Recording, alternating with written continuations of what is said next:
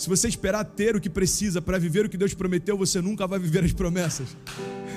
Se você esperar ter o que precisa para viver o que Deus prometeu, você nunca vai viver as promessas, porque toda promessa que Deus te faz diz respeito a te levar a lugares e fazer com que você viva coisas que você não poderia ir ou não conseguiria fazer, porque promessa de Deus significa o próprio Deus fazendo em você, através de você e a partir de você. É por isso que grandes homens, eles entenderam, a promessa começa em mim, mas não termina em mim. Todo revolucionário, todo avivalista, todo grande evangelista, todo homem de Deus que começou algo sobrenatural na terra, ele entendeu, começa em mim, mas não termina em mim.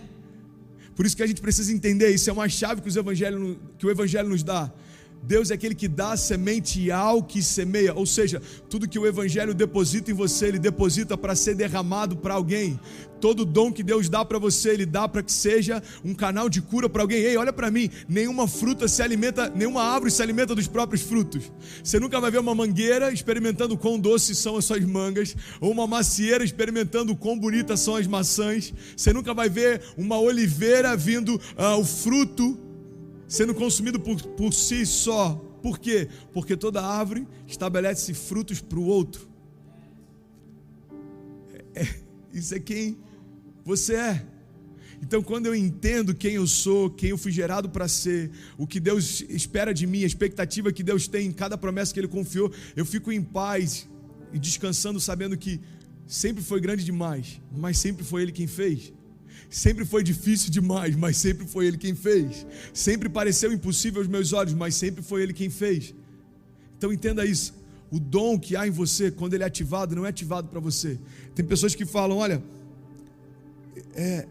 existe poder para curar, mas às vezes a gente está enfrentando uma dor de cabeça. Eu preciso que alguém que tem unção de cura estabeleça as mãos e ore por mim também.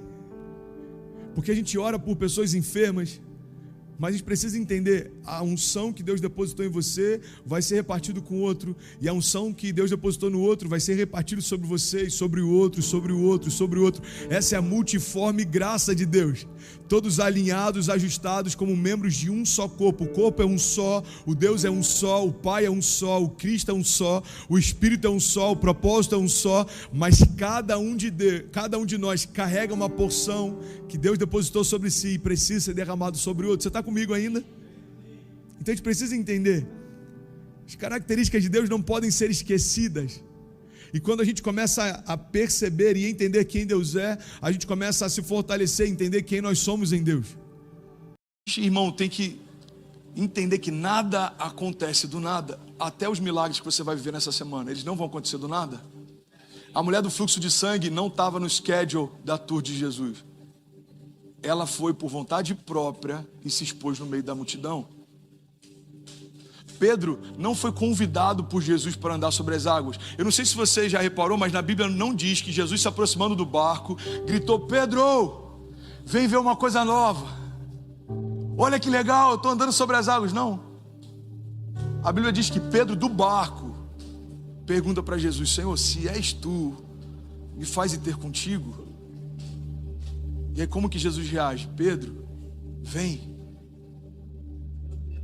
Aquele cego que gritava: Jesus, filho de Davi, tem compaixão de mim. A Bíblia diz que a multidão tentava calar a voz dele. Quanto mais tentavam repreendê-lo, mais alto ele gritava. A Bíblia não diz que os discípulos, levando aquele cego até a presença de Jesus, pediram para que ele fosse curado. A Bíblia diz que os discípulos pediam para que ele calasse a boca. Irmão, olha para mim. Você percebe que até um discípulo de Jesus, alguém apaixonado por Jesus, pode ser uma pedra de tropeço entre você e o teu milagre.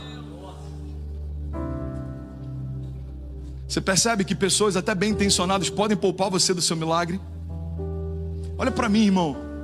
Se Jesus tivesse ouvido Pedro, você não estava de pé hoje.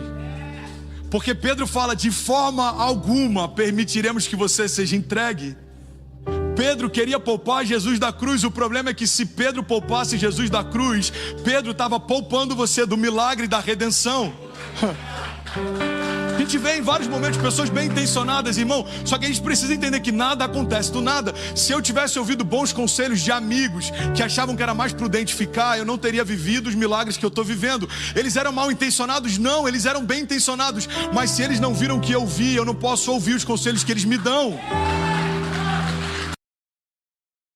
Todas as vezes que Deus quer fazer algo novo, Ele reúne os seus exércitos. Todas as vezes que Deus quer fazer algo novo, Ele chama para o povo adorar antes da batalha acontecer.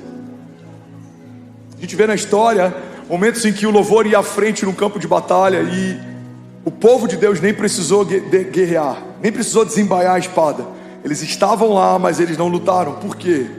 Porque quem celebra antes de acontecer é porque no seu espírito crê que já aconteceu. E eu quero, em nome de Jesus, liberar essa palavra, não como mais uma palavra, mas numa semana de aniversário. Estamos também vivendo uma semana de transição. Coisas que foram boas até aqui, talvez algumas não funcionarão mais. Direções que nos trouxeram até aqui, algumas delas não nos levarão ao novo. E a gente precisa estar atento, discernindo, a gente precisa estar sensível, porque as coisas mudam, existem direções diferentes, existem frequências diferentes, existem linguagens diferentes. A Bíblia diz que o sábio discerne o tempo e o modo de todas as coisas. Discernir, entender o que Deus está fazendo faz com que a gente se mova debaixo da direção que Deus está nos dando. Uma coisa que eu aprendi, irmão, é que quem discerne estações evita frustrações.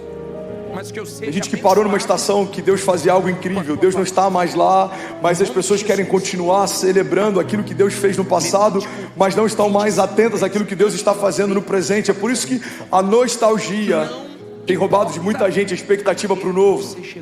Nostalgia é uma mentira. Nostalgia é uma lembrança açucarada de algo que vivemos e a falsa ideia de que aquilo que vivemos no passado é melhor do que aquilo que viveremos no futuro. Você olha para a sua infância e você fala: uau, a minha infância era tão maravilhosa, aqueles dias que eram bons. Não, eram bons naquele tempo. Hoje Deus tem coisas boas para fazer de novo. As músicas da minha época, aqueles louvores que eram bons, não, eram bons para aquele tempo. Deus está compondo novas canções, Deus está fazendo uma coisa nova.